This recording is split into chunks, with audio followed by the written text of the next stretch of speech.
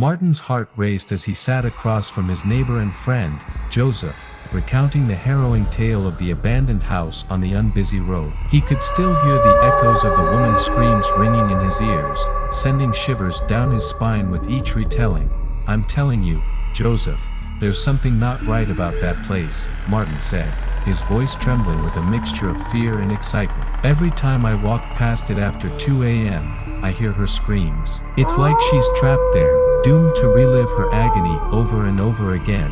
Joseph listened intently, his brow furrowed in concern. He had known Martin for years, and he could see the genuine fear etched in his friend's features.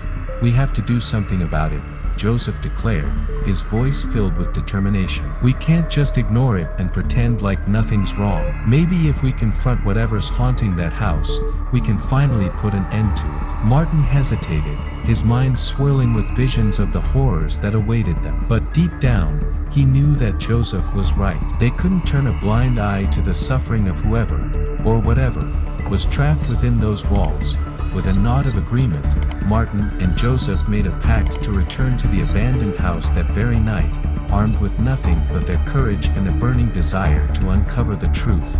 As the clock struck midnight, they set out on their journey, the darkness swallowing them whole as they made their way toward the forsaken property. The air was thick with tension, each step heavier than the last as they approached the looming silhouette of the abandoned house. Martin's heart pounded in his chest as they crossed the threshold, the wooden floorboards creaking beneath their feet like the groans of a restless spirit. He glanced nervously at Joseph, who offered him a reassuring smile before pressing onward into the darkness. The interior of the house was shrouded in shadow, the faint glow of the moon casting eerie silhouettes against the peeling wallpaper. Martin's senses were on high alert, every creak and rustle sending a jolt of adrenaline coursing through his veins. Suddenly, he heard it, the unmistakable sound of a woman's screams echoing through the stillness of the night. It was like a siren's call, drawing them deeper into the heart of the abandoned house with its haunting melody. Joseph gripped Martin's arm tightly, his eyes wide with fear. "We have to find out what's causing those screams," he whispered, his voice barely audible above the din. With a nod of agreement, they ventured further into the darkness, guided only by the sound of the woman's cries. The air grew colder with each step, sending a chill down Martin's spine as they navigated the labyrinthine corridors of the old house. And then, they saw her, a figure standing in the shadows, her form illuminated by the faint moonlight filtering through the broken windows. She was beautiful and ethereal, yet there was an otherworldly aura about her that sent a shiver down Martin's spine.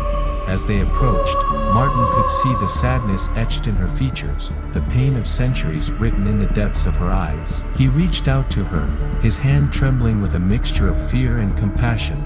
But before he could speak, the woman's expression twisted into a grotesque mask of rage, her screams reverberating through the walls like a thunderclap. Martin recoiled in horror, his heart pounding in his chest as he realized the truth.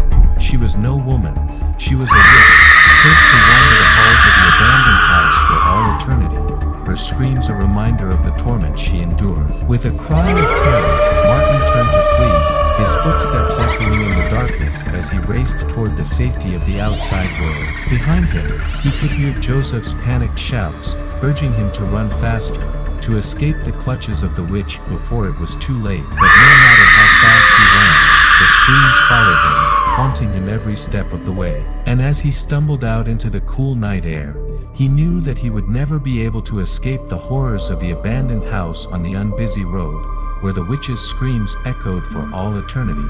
On next day, Martin's heart come in normal condition, and he think that it was not a woman, it is a witch, and she just wants to reawaken her presence in house. Hope you enjoy this scary and thrilling story, and hope you will like this video. Just hit the subscribe and like for more interesting and cold-blooded stories that will shrimp your body with fear.